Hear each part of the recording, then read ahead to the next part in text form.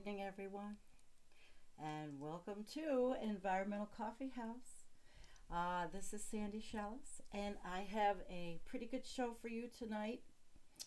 And I realized I could take these off until until I play the next video. I really could, but it's good to see you all. I have a really good show tonight, and it is St. Patrick's Day, which doesn't really matter much to me. I didn't go anywhere but outside. All right. Oh, sorry, I did it again. I forget to move my mic. Thank you, human. I do this every time. You can hear me now. You could hear me then. When I play it back, it's just low. But all right, we're good now. So I have to remind myself there's 400 different things you have to do. All right. So anyway, I have a good show. So how this all started is this. And hi, Joe and Kim and Poppy and D Ranch and Human and Rich Diana and Tanya. Not Tanya Tucker, Tanya and Jim. It's great to have my buddies here. Hi, Vanessa Kitty. Vanessa's here. Okay, so how this started. The menagerie you see I put together is actually, I have 6 and was not intentional, and everybody that follows me on Facebook understands this, okay? And hi, Dolores Pierce. So, understands that I have I have a lot of responsibility. 400 different things you have to do, title of Sandy's new book. It's true. This is a lot of responsibility here. Okay, so anyway, you can put that picture actually is a graphic I put together. They don't all sit that close together, but it is my stove in my house. So anyway. So what day was it the other day? I'm outside. I'm looking around at the deck, and this cat, well, it was actually last week, this black cat this goes running across the yard. I see it.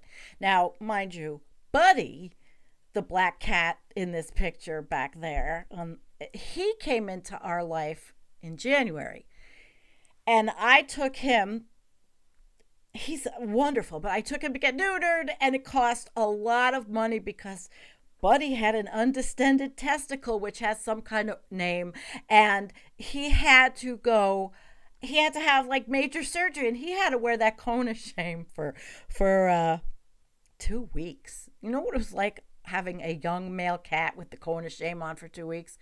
But he was fabulous. He really was. He was fabulous. So anyway, that cost me a boatload of money, a shit boatload of money, as I say, that I don't have. And all of them were found, as I've explained a million times, driving through a state park. I found the twins. One was the oldest one, who's like 9, was under a truck. Then the ferals just come to our deck. The ferals come on the deck, but actually only one is really feral. But to make a long story short, see this one outside, running across the yard, finally makes it up to the deck. And Buddy, the all-black new boy, is sitting and looking at this new one, which I call affectionately 7.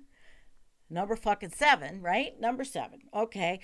They're looking at each other, and I'm thinking, well, maybe this is Buddy's sister or something. I couldn't tell what it was.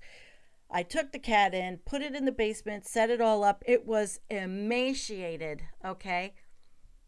But I have no money, all right? Like, I didn't have anything to afford a vet bill right now.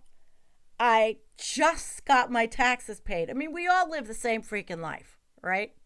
Okay. We all have problems. Everybody has problems. Mine are no different than anybody else's, all right? Okay.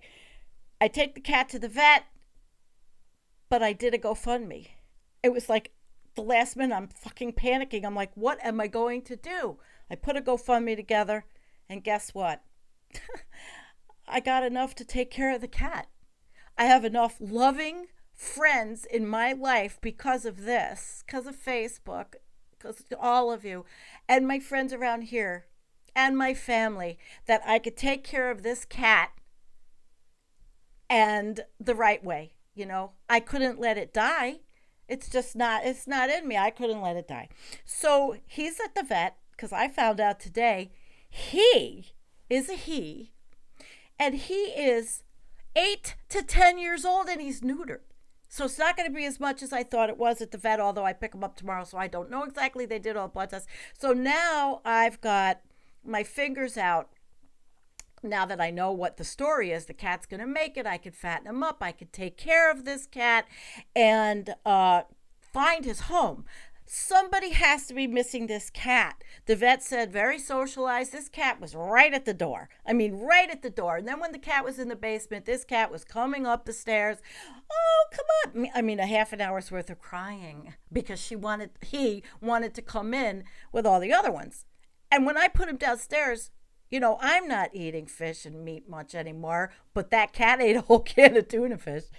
You can feed cats with tuna fish. It's a thing, all right? It's a thing. And I've got a video coming up. See, I almost got on last night, but yesterday I was really angry. And being very angry, I wanted to rant yesterday about how irresponsible human beings are, and it's all our fault that these cats are stray and feral and left out, and people are disgusting, and everything we've done everything we touch gets abused. It's overdone, it's overpopulated, it just gets out of control. I was really angry because I felt so bad, for this cat, right?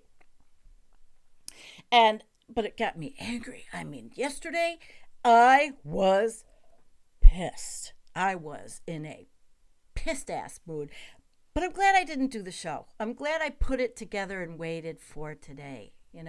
I think that was the right thing to do. Yesterday you would have got a rant. Today you would have got you're getting a better show. And plus I got Paul Beckwith coming on later. So there's my story, and I'm sticking to it.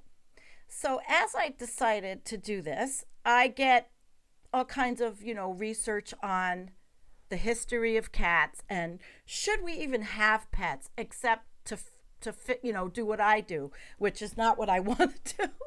It's a lot of work to do kitty litter, and it's a lot, and it's costing me money I don't have, but I love them, right? And I can't carry heavy kitty litter, so I gotta buy this shit, this expensive stuff that comes in special bags that I can actually lift and bring upstairs, yada, yada, yada. And gardening season's coming, so, it's taking care of everything. And I see Rick Larson joined us. Hi, Rick. So there we go. I was mad, but I calmed myself down and I did some research. I put together a show. And I found a new voice from Scotland, and I edited his video, and I have written to him, and he is doing my show for me. He did exactly what I planned to do a month ago, and I found it. And so what we're going to do is listen to him, and I'll be in the chat with you, okay? We are going to watch him. He's phenomenal. His name is Sam. And then Paul Beckwith is going to come on, and we're going to have some really thoughtful discussion about the whole topic of pets. But man, this guy is going to blow you away. Talk about a topic today which has been something that I've had to personally struggle through as a pet owner. Is it okay to have pets? I've got 5 questions today that we're going to have a look through. So, first question is, why do humans have pets? Question 2 is, do pets cause damage to the environment? Question 3, are pets happy to be with humans? Question 4, how much is the pet industry worth? And question 5, is it ever justifiable to have a pet? I wanted to start with this question, why do humans have pets? Because I guess that kind of sets the ground for everything else we'll talk about today. And I kind of thought of 5 different main reasons. I'm sure there are other variables. And the first one is comfort. So we like having a fluffy, cute, cuddly animal around, or some therapeutic fish swimming in a tank. It helps us to relax and enjoy life more, basically. Secondly, is health. A lot of people, for example, will get a pet dog because they have to go out for walks, and it helps them to get more exercise. And it's also good for the mental health. There are therapy animals for a reason, therapy horses, therapy dogs, because people feel better around animals. I guess animals aren't entrapped by the human restraints on life. They're not stressed out by the environment we've created for ourselves. And we enjoy getting that good feeling that we get from animals. The third reason I put down is work.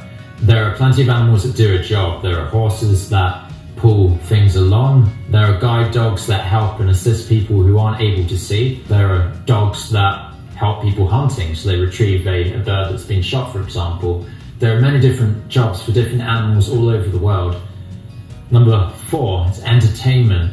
We really, I guess, find animals amusing. YouTube is filled with lots of different pet videos where you can watch rabbits doing funny things, or monkeys, or cats, or dogs, or whatever. It's absolutely saturated with that content. People love animals and they love being entertained by them. Number 5, money. There's a lot of money to be made. People breed exotic animals or dogs and cats, and they sell them on and make profit from it. So there's a lot of profit to be made in the pet industry.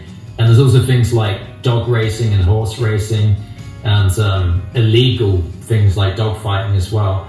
But these are all things that humans do to make profit from the animals. I guess that kind of sums up the reasons why we have pets. It's basically mainly on the selfish kind of side of things. It's to improve our lives. It's not really particularly to give back to the animals per se. Having said all of that, I would love to delve into the next topic. Do pets damage the environment? I have some unfortunate statistics here, and I have to say, like, for me personally, this was all really difficult to go through, but it was really kind of heartbreaking to see the impact of the pet industry on our planet. There are roughly 500 million pet dogs on this planet, which is an insane amount. Those dogs consume roughly 54.6 million tons of dog food a year. Most of that comes from very unhappy animals at the worst kind of scale of treatment. And if that was pure meat, that would be equivalent of 68.25 billion chickens a year just for dogs alone. It would be a little bit less because dog food is normally made up more 30% meat and 70% from various other things. Either way, that's a lot of food waste and obviously a lot of packaging that comes with that. Let's go to the dog poop, a favourite topic.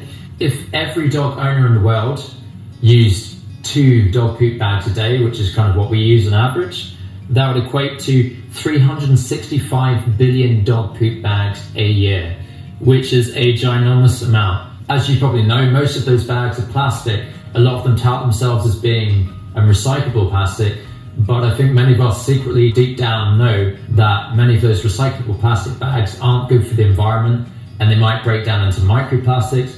A lot of them won't even really break down, they're just basically normal plastics, because companies have got onto the environmental chain and they think if they make their brand appear more environmentally friendly, they're going to sell more, basically. Then we have the dog toys. I think most dog owners that I know have at least 10 toys for their dog, most of which are made from plastic.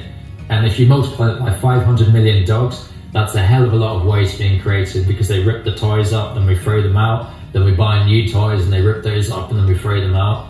Not particularly good for the environment. There are over 200 million stray dogs in the world. A single German shepherd wearing a collar in New Zealand was responsible for killing 500 kiwi birds, which is a very endangered bird in New Zealand. 500 birds killed by one dog, and endangered birds, that's absolutely crazy. And that was the dog that was owned by somebody.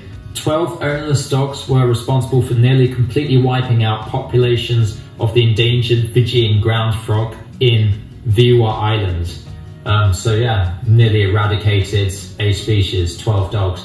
Pretty crazy. This is slightly related because it does kind of infect the environment, it affects the natural balance of things, not just humanity. But dogs are responsible for nearly all of 55,000 human deaths via rabies per year.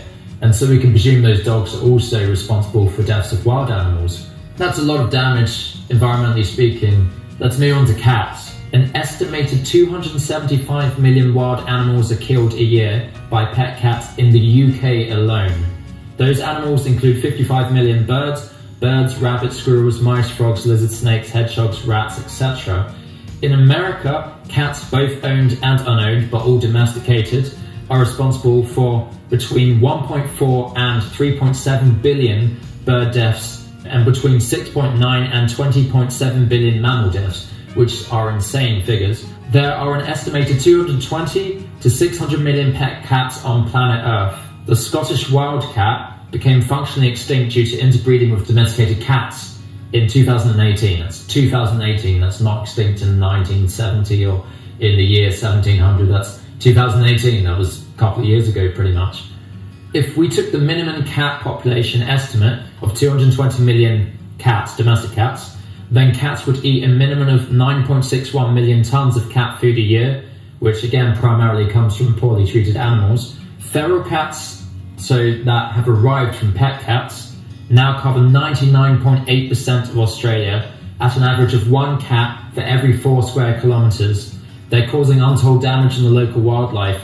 The feral cats are believed to be responsible for extinction of 20 species of wild animals in Australia alone. That's 20 species of wild animals completely gone because of pet cats in one country. I have a quote here from a doctor in Australia, it's Dr. Christopher Dickman. He says, "Cats are killing machines. A cat might kill 10 mice to satisfy its hunger and keep itself going through the night, but if it comes across another 50, it will kill them anyway just for the hell of it." I think it's kind of safe to presume that pet cats, at least that are able to roam around, are not too great for the environment. I'm not going to cover every type of pet because that is such a massive topic, but I will go over to fish because it's something that I have previous experience with. As a kid, I used to own fish growing up. I also later worked in a pet shop which specialised in fish. With fish, there are normally 3 different sections. You've got cold water, tropical, marine. I'm going to focus on marine just because unfortunately that has the worst reputation, but I will say all of those different sectors in the aquatic realm have bad environmental past. 95% of marine fish sold as pets are taken directly from the wild. That is insane. So when you go into a pet shop and you see these marine fish going around, they used to be swimming on the Great Barrier Reef or off the Gulf of Mexico completely freely. Someone came, took them away, carted them all the way over to the UK or whatever country you live in, and now they're available in a tiny tank for sale. I think that's not the best thing personally. Over 20 million sea fish, 12 million coral and 10 million other types of marine fish or life, that includes shrimps, anemones, crabs, etc., are taken from the wild every year for fish keeping hobbyists. Fish are collected from coral reefs using cyanide, which stuns the fish but ultimately kills half of the target fish in the water. 40% of the fish that survive collection die in transit to pet shops.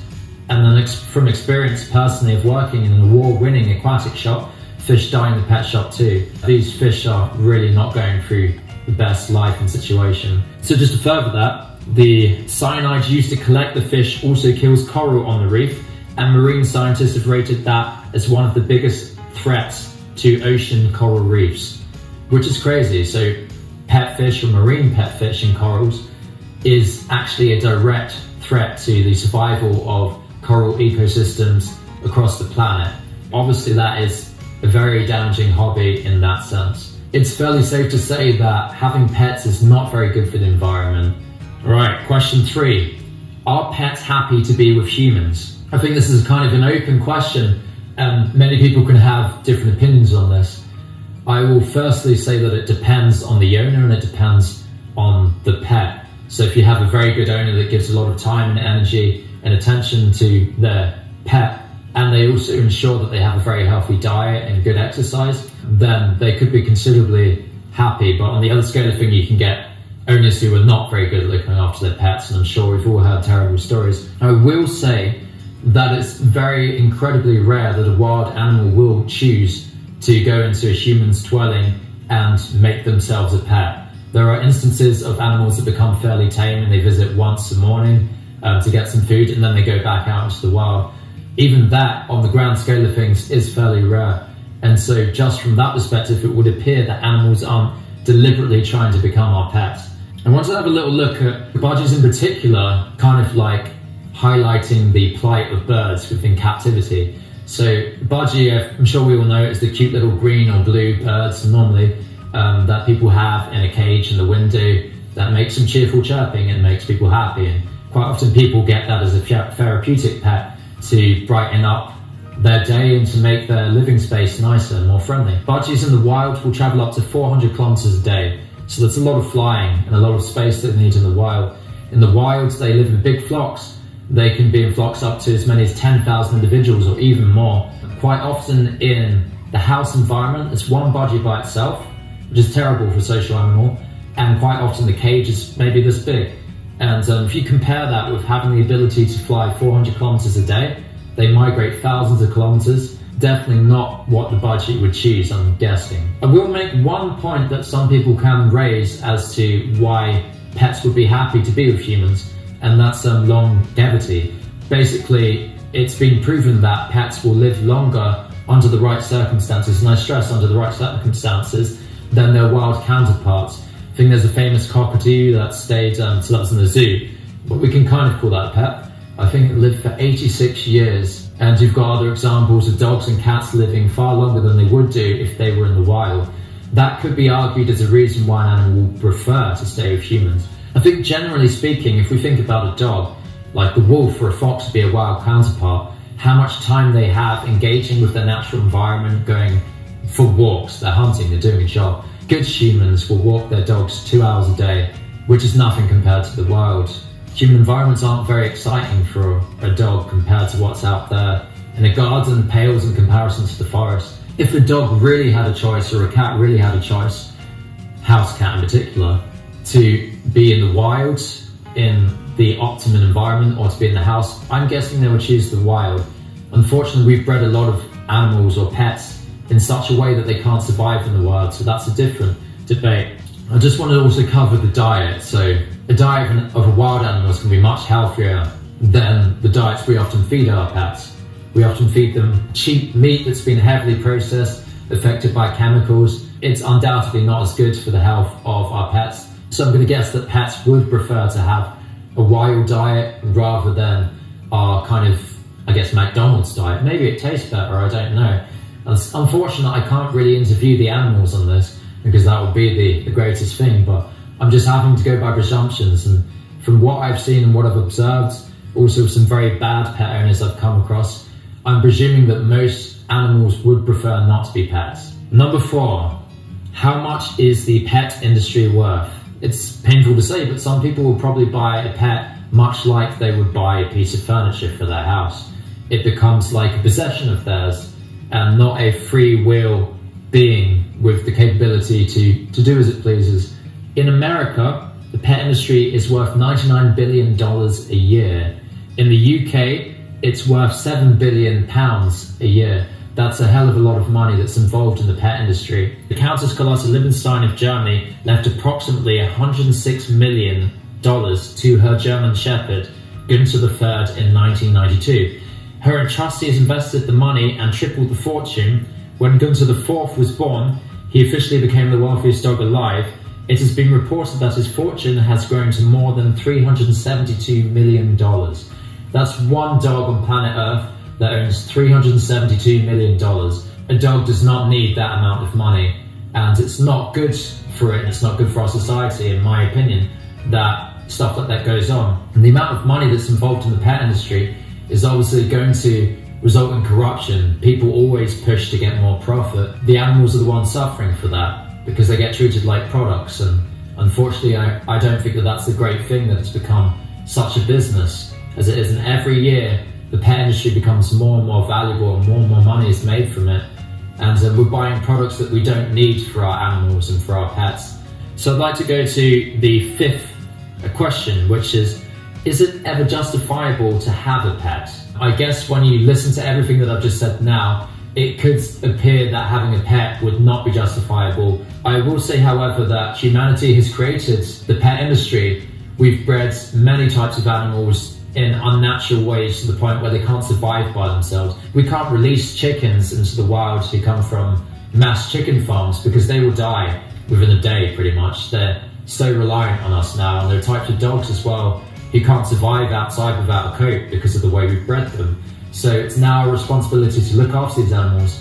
I would personally say getting a pet is okay if it's a rescue pet, and if you have the finances, the time and the energy to look after that pet properly, and if you can do it in an environmentally friendly way. So for example, with our dog, we have paper poop bags. We couldn't actually find dog paper poop bags in the UK, so we used sandwich bags instead, because there wasn't a product on the market like that. I know paper also has its own problems, but we didn't trust any of the plastic bags available for that, so we're trying to do that to help the environment. I would also say, for example, if you have a cat, cats, as we discussed, do a lot of damage to the ecosystem and to the environment and to the animals living within the environment.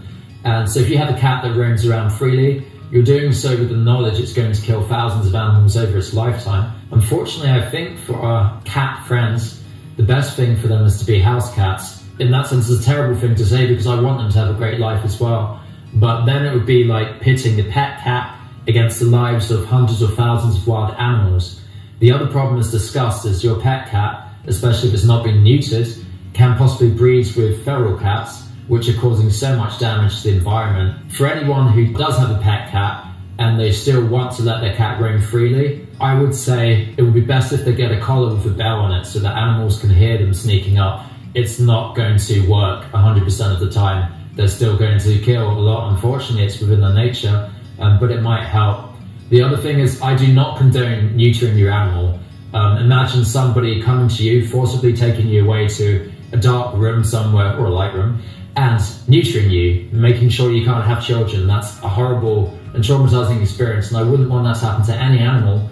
However, with a pet cat, it's complicated, because if you release those cats outside of your house and they're not neutered and they reproduce, they're causing so much damage to the environment. So that would be the only instance that I would personally say that maybe neutering an animal would be best. But better still would be if you have your cat in a house and you have a very big house with a stimulating environment for them.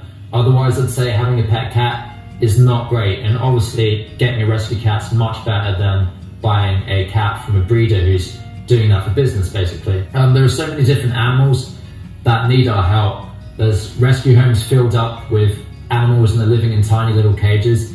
It's better for an animal that has a very uninspiring life in a rescue home to be with an owner who cares for it properly. So I guess I'm saying it's best if we rehome rescue animals, but we don't buy directly from breeders, because that's feeding back into the system that animals are products for business, and that's not what we want to do. We want to respect animals as equal beings and give them as much freedom as possible. That's what I personally want to do. It's a hard vlog to talk about, and a hard bit of information.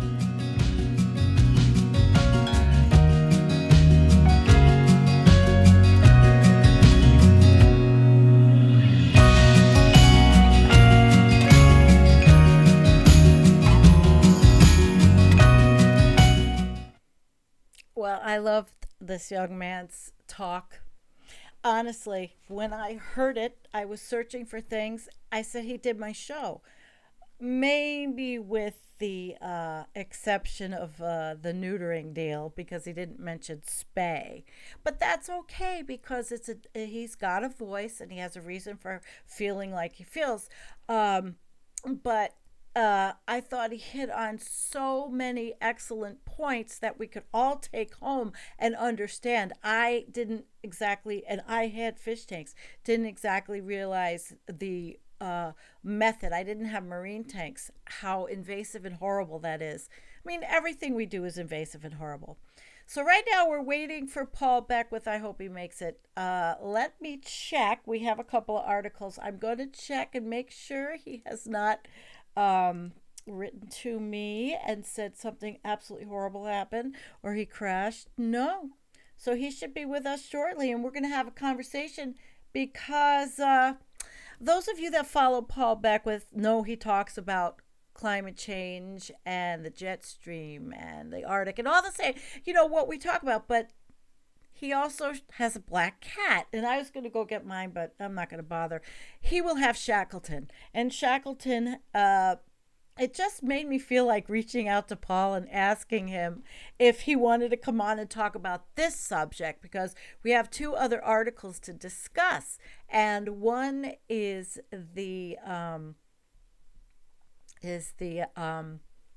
history of domesticating animals, and that's what I want to go over with Paul. And then the other is kind of like an opinion piece from I really didn't know this mental floss news. I don't think it was clickbait, but we both kind of liked it. It was interesting. It was the how were cats domesticated, and it was all right. So we're gonna wait for Paul, and if Paul doesn't show up, then I'll do it, and I will then say good night. I've had a difficult I don't know, kind of difficult 2 weeks, but man, I hurt today, and all of a sudden, Osama, you'll be happy to hear this. I took the CBD that you suggested, and it actually worked. So I started using it again because I still had the bottle. And, so what are you guys talking about before, Anita, thank you. You give a thumbs up. Well, thank you. I was so angry the other day, and we all should not feel defensive through what we heard. I mean, I didn't know some of the things, and although I don't buy a lot of crappy toys because, well, I have them, but I use other things that aren't toys and make them into toys, and old balled up socks. My husband's balled up socks, the cats like to do that with them, or it's my hands. Oh, well, Paul's with us. Awesome. I will add Paul to the right. Hello, Paul. Let's make sure you sound good. Yes, testing. 1, 2, 3. Oh, you sound really good. Everybody's here. They were waiting. I was. Did you catch the video of our new kid young man from Scotland, I believe? Did you I get will to have watch? to watch it later because I've been doing some functions and relations work to help one of my sons. Oh, functions and relations. Oh, that sounds so exciting. Can you put your volume up a little bit? I've got you cranked. And tell me you froze. Oh, come on. He just made it. I'm just checking my Wi-Fi. See. All right, check your Wi-Fi. We'll talk. Everybody's happy to see you, and it doesn't really matter. This is live, and things go wrong. You just changed your screen size too. Let me see. Yes, I did. I'm just getting okay, better. Well, are you okay? Play with my show. That's fine. We're all here. 2.5 hours. So I was talking about Shackleton and how, I'm always enamored with Shackleton because of my, situation as a crazy cat lady now. So does this make me a crazy cat man? Or how many do you have? Okay. What? You don't have 6 like I do with a number 7 that showed up crying and emaciated and skinny and awful. All right, you look good. Now let's hear you.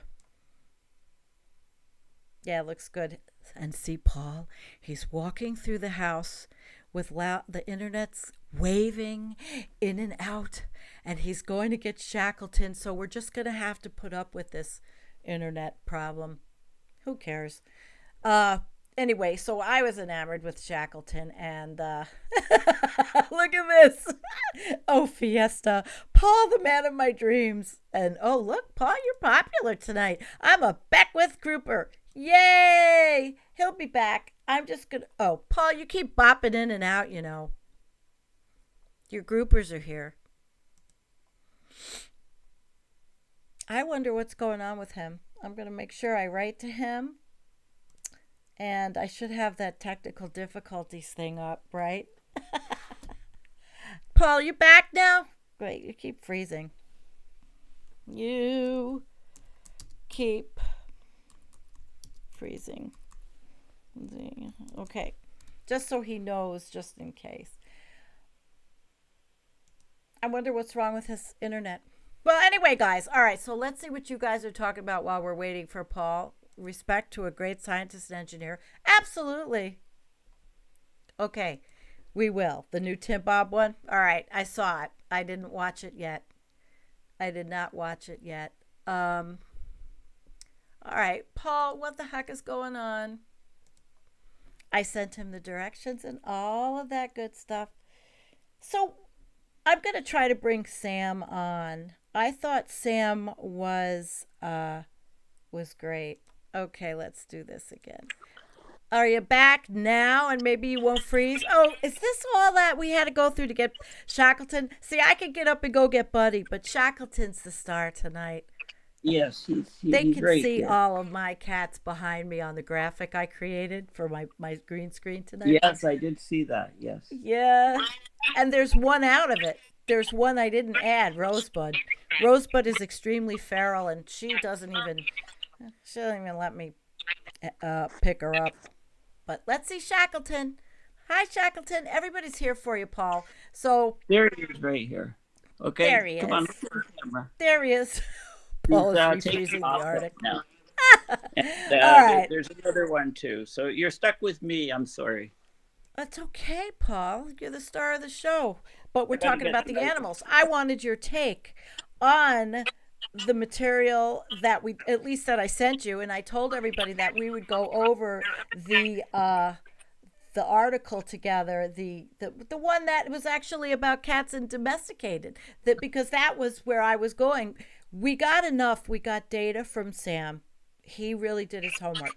We got data on, for example, dogs, and and you're in the UK, you're having to pick up dog poop, the plastic bags, the pollution, all of the information around pet ownership. Is it good? Is it bad? So it was very good, and when you get a chance, you might want to watch it. Being responsible, I'll definitely watch it. Yes, definitely.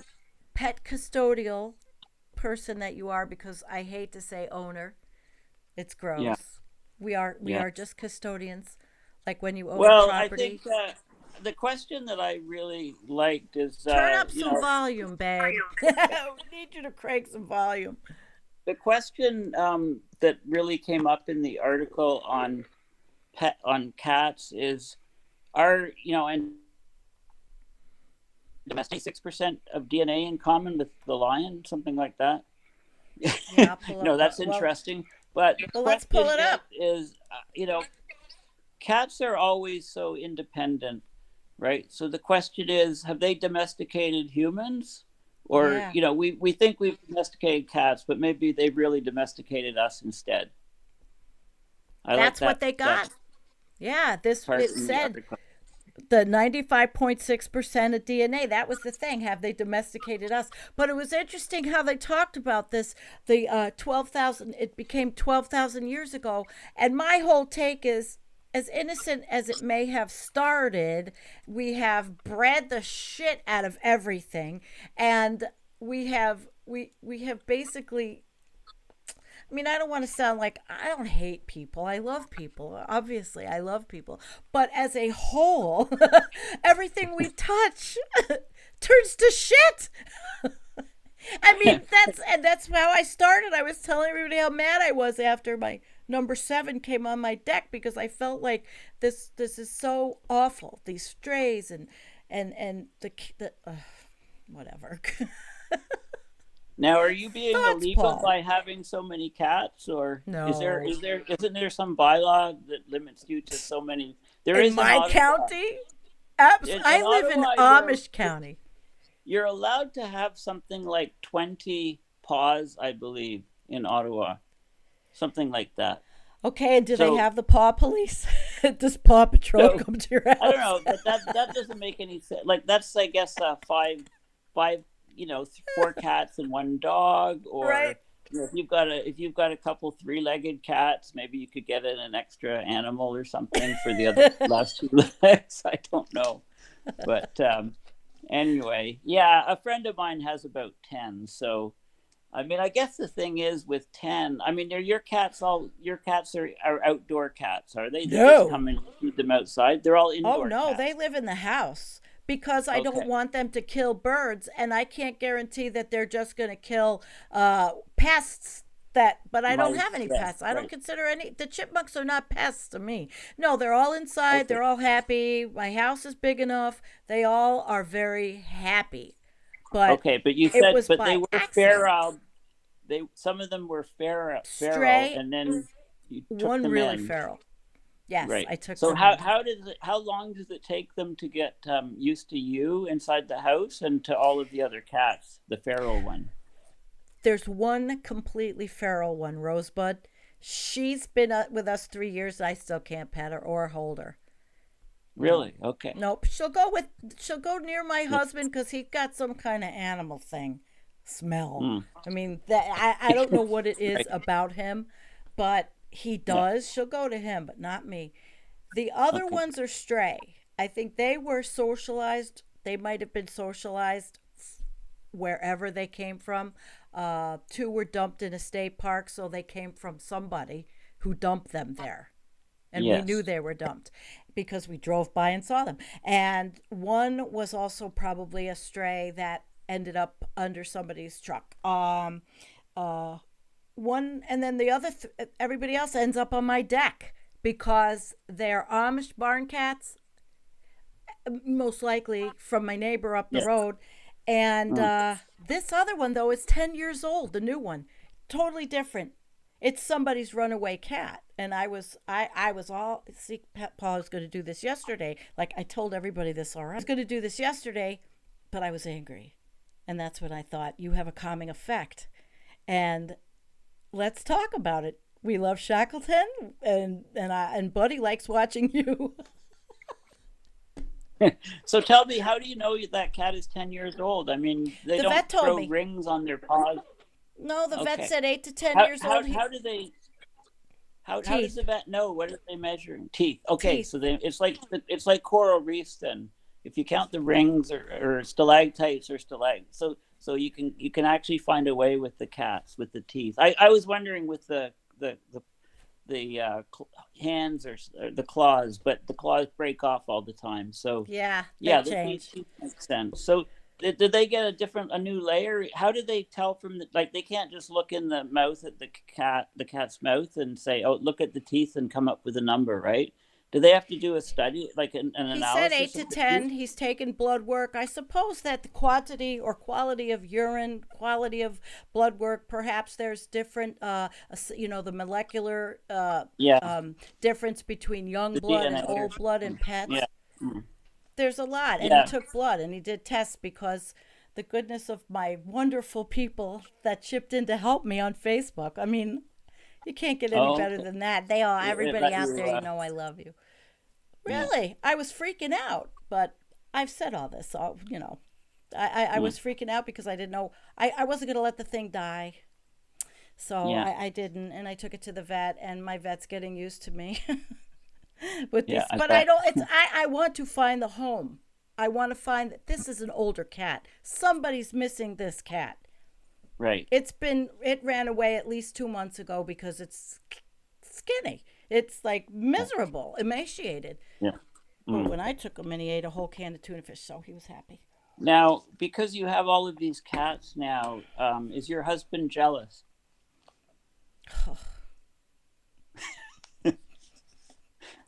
You have just opened a can of worms. Has nothing to do with the cats. Oh my God, I haven't. I'm jealous. No, not of the Okay. cats. No, Yeah. but if I'm sitting in here, yeah, the door's closed. Yeah. I don't Right. know. How's your wife with this? She probably pushes you off and says, Paul, go do what you want. I'm Yeah, busy she with does. the yeah. Yeah. She sent me to a movie just the other night. Said, "Can't you find a movie to go to?" I love her already. Yeah. So. I think we get independent and Yeah. we're So busy I people did. though. Yeah. So have you heard of the movie Mauritanian, like Mauritius, the African country? The movie's very very good. Yeah, I It doesn't put a lot of Americans in a good light because it's about I people should've. that were taken prisoner after 9/11, and this guy was accused of being a terrorist, and but there was no evidence against him. The only evidence they got from him was from the torture that went on for months. in Guantanamo. In Yeah. Guantanamo. No, So but he I'm wrote gonna a see book. it. Yeah, he wrote a book called the Guantanamo Letters, and so he was basically held for 9 years, and then there was no trial, there was nothing, and then there was finally it was a trial. He was released, or he won the case, and then the Obama administration kept him in Guantanamo for another 8 years, and then That's finally he was fucked released. up. But yeah, so Holy but crap. some of the torture used and stuff, and I think it's probably fairly accurate. I mean, the Guantanamo letters, it's well documented what happened Wow. in there, and it was just, it was Rumsfeld saying, they were worried after 9/11 there would be another terrorist attack. So the people that they use all kinds of torture to extract information. But we know that when people are tortured, I mean, people will sign anything. Like they'll be broken at some point, and they'll admit to anything or sign anything. So the That, courts don't allow evidence to be obtained that way. So, okay. but the Rumsfeld and company, Bush, I mean, they just wanted to make sure there was no other second attack. At least that's what they were saying. So they That's waived what all they of were the. saying, Paul. Yeah, I I know, mean, I know. That's there's what. you have to put in Yeah. Vice President Dick Cheney, who owned Halliburton, who stood to gain a lot Yes. of money by Yeah. having these things happen. And I'm not a Yes. But it's conspiracy a good. theorist. It's a good story. It's a story of. How does one survive in the worst possible conditions, Well, right? that's what And pets are doing. It's in a lot of places. yeah, You can yeah. So extrapolate what we do to human beings to pets every day. Fighting them, people putting them on Craigslist and saying, "Oh, I need a home for my dog," and then some person taking it and using it as a bait dog. Oh, there's so much disgusting. See, I correlated yeah, that whole thing because yeah, if we yeah. do it to each other, we do it to everything. And I am not one of those people that says, "Oh God, humans have to go extinct." It's just, has there been a civilization that has not Mm, done this? Maybe Native American culture, or native cultures, but I don't know. I think animals have, well, if you're not eating them. Well, yeah. wait a minute. The domestication is when they started using them for other things Yeah, no, the besides just, domestication, yeah. I think that, I mean, it all goes back, these things usually all go back to about 11,000 years, right? Because Yeah, it said that's when 12,000 in the article, yes, according to the because Smithsonian. that's when, the glaciers had left, there's a climate relationship, of course, because, Of if you course. look at some of You're the Paul foods Beckwith. and grains and things, no, I mean, that's when the ice left North America, right? That's when North America was becoming populated Yeah, more. Like people moved across land bridges in yeah. Siberia and migrated To down, and that goes migrate. back to 11,000 years. So that's where that number comes from. I mean, I don't know if they've determined. Presumably, that's from DNA analysis, right? But we've just lost the records of what happened before that ice age. I mean, people didn't just suddenly appear, right? They did in certain regions, but they were, we don't know that cats weren't domesticated even long before then, on other continents, for example, right? And then they only became, they only came through in North America past the Siberia. There are parts of Siberia that weren't covered in ice because it didn't snow enough there. Okay, so there was exposed land between the ice, the huge glaciers, and people would go up those regions, and it was very dangerous to travel apparently because of things like the cave bears would just go and munch on all the people that tried to go down, like these Oh, sure. massive megafauna, right? And yeah, so it's interesting. So when I hear things happen, well, that's what we know, but I suspect before that last ice age, That's there were interesting. some of these things were occurring already. But it is interesting to see how different cultures treated cats, like the Egyptians, for example. Mm-hmm. So I mean, some cats would go in the pyramids and they'd be mummified along with the pharaoh I who wonder how they determined those cats. I wonder if it was a caste system like in India. Did they have kitty caste systems? It was a cat system as opposed to a caste. Yeah, yeah. Yeah, I don't know. I don't know. I don't know either, but it's interesting stuff. Yeah, it's fascinating. It's fascinating It is. history. So, It is. it's interesting, but, I mean, also according to that article, other things, there's certain condition, some species are very conducive to being domesticated. Like cats may have actually sort of domesticated themselves, right? Mm-hmm. Because they may have just found, hey, it's a lot easier to hang out with people, Hell right? yeah. To get fed and change my litter box.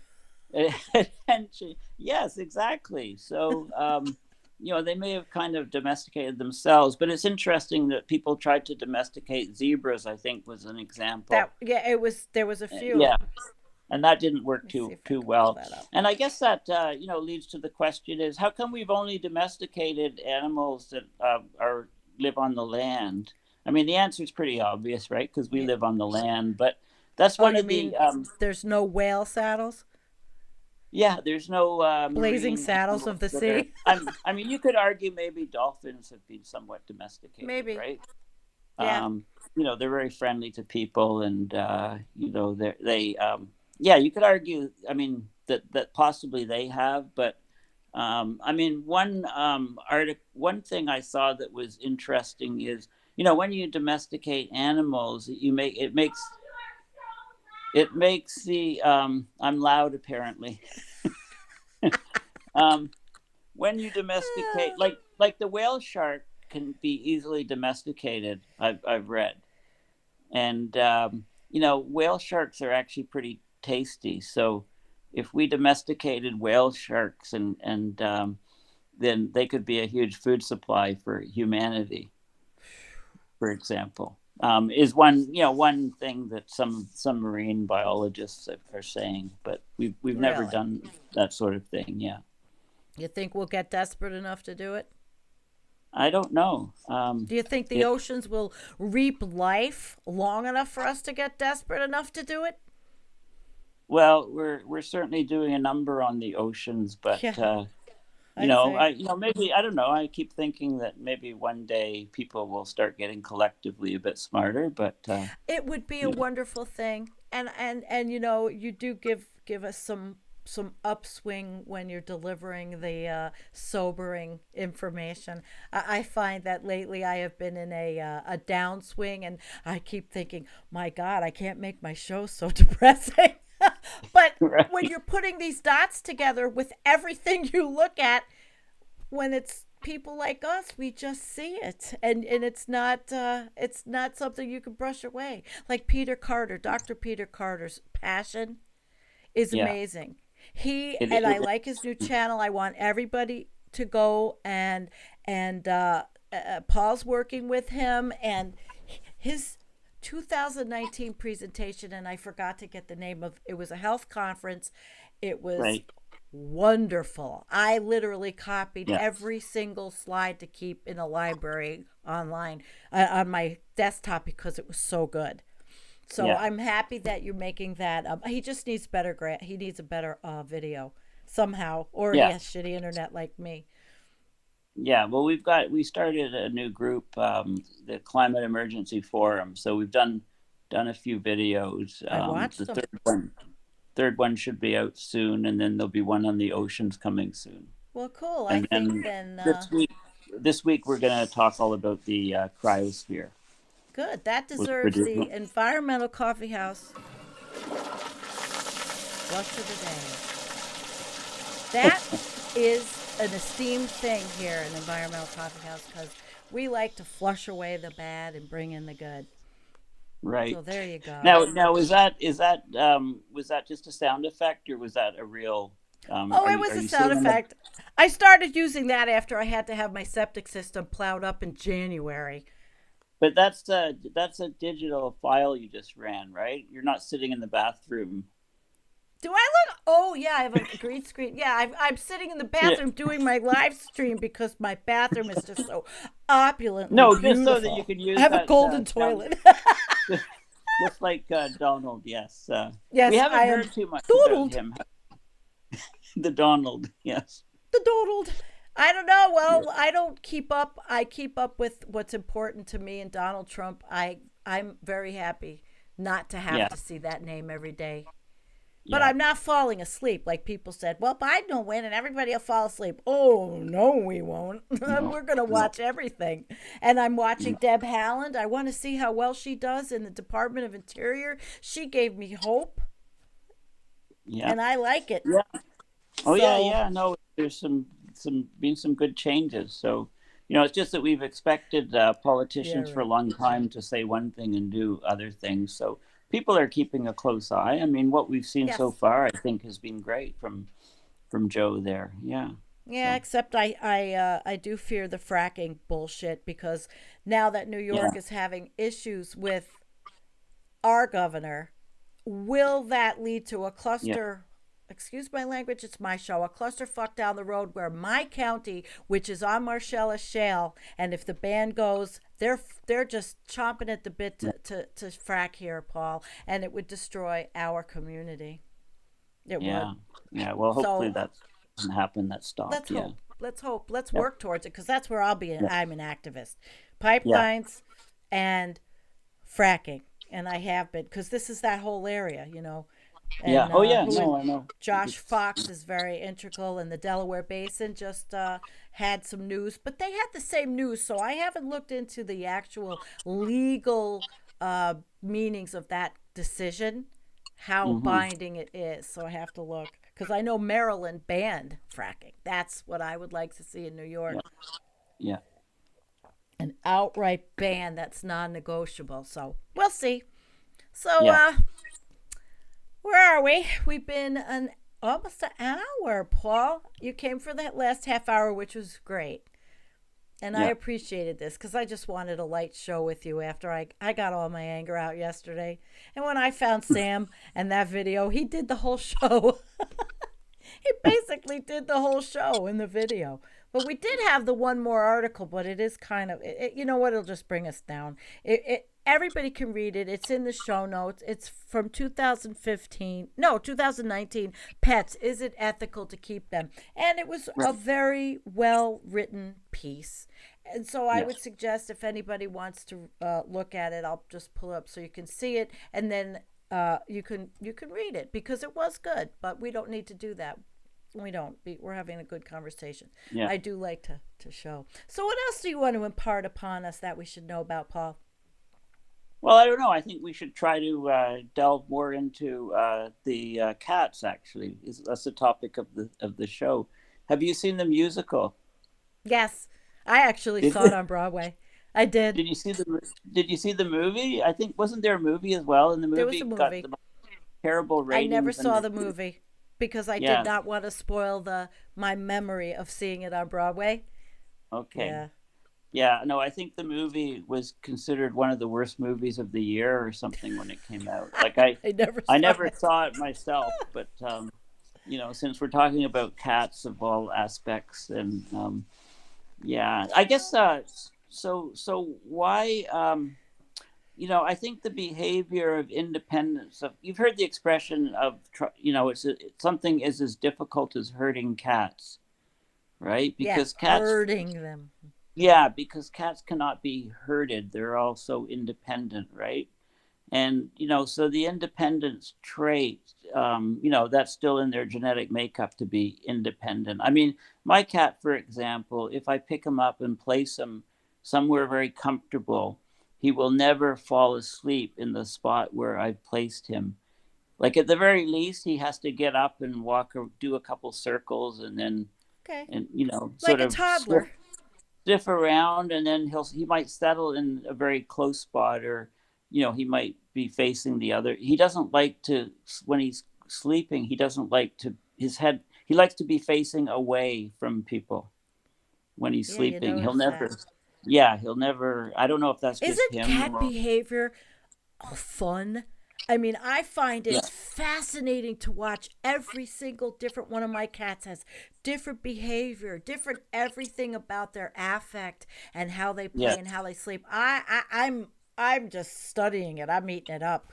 I mean, yeah, it's a yeah, lot of work and it's an expense, but what I get for personal gratification in my behavioral analysis of cats is just Yeah. it's just great. Well, you should be keeping a journal and perhaps write Okay, write a amongst all my study other about things. the behavioral analysis of the Who's behavioral gonna analysis take it? of cats. You know what? The Jackson Galaxy Journal.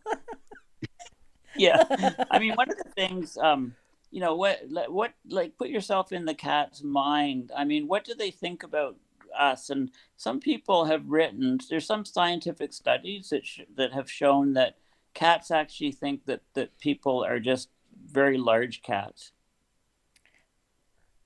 Possibly. Yeah, like they think that we're the same species and just some huge cat Just or a huge tiger version. or something. So, they have to do certain amount of things to keep us happy, right? But then they also are very independent minded and want to Very. maintain. Unless you have a catnip plant. You actually can herd a few cats if you carry that plant around. I've done it. That's how I got them inside from outside the woods. I carried the catnip plant out, plunked it down. I couldn't get them for 4 hours without the plant, and it just dawned on me. So you can herd a cat with a Oh, catnip you plant. can. Okay. Now, so that's like a psychedelic for the cat, right? Yeah, they love like catnip. it's And I like a- grow it, and I have it, so if anybody gets out, I can get them back in. Yep. Hey, using the Hunter. cat. He says cats are always the bad guys in Hollywood movies. Yeah, the cartoon cats, you mean they're bad guys. Well, the cats are always the cat owners. Like, think of the James Bond movies. All of the evil villains are stroking a cat, right, as some part of the James Bond movie. They're gonna just take over the world or destroy the world or something. The super villain in James Bond, and they're always kind of stroking a cat. That's a big part of the villain's persona in James Bond movies. So that's kind of interesting, right? Maybe that's why my husband likes to stroke the cat. Cat sit with him. Yeah. He's a villain. Yes, He's a villain. he's plotting to Villainous. take over the world. So yeah, No, you have he's to watch that. plotting to take over the greenhouse. He's not going to. Nope. Well, listen, Right. I'm going to tell you what. I forgot. I have another video, and I forgot whether I showed it or not. So I'm going to actually end with it. But this has been okay. lighthearted. Great. Well, you know why? Because it's been an hour total, and that's usually as long as I can sit comfortably. Yeah. Once it gets to be about an hour and 10 minutes, like Jennifer and I go over every Sunday, and I'm always like moving around, hurting, and so I'm going to be classy and very light. And it was fun having you. This is all I wanted to do. Well, thank you, and I hope your knee is healing well. My back is never going to heal. Didn't you hurt your knee? That's not me. Nope, I got good knees. Nope. Oh, it wasn't your knee. It was your back. Oh, okay, there's a lot of us out there that have probably hurt our knees. Not me. I have a back that's chronically fucked up. It has been for 20 years, and it's not going to get better. It's my complete spine. But I live with it, and I am actually very I'm very creative at this stage right now, so it's good. It's a good thing. It's awesome. Okay. Well, if you want a video produced, let me know. Thank you for having me on, and I will watch. I will watch the video about should we have cats at all or pets at all. Yeah, he did a great job. He really did. Yeah. I was very impressed. All right, guys. Okay. I don't remember if I played this other video, so Paul, I'll end with it. And Paul, I love you as always. We still have to do the serious show with Jennifer on a Sunday night.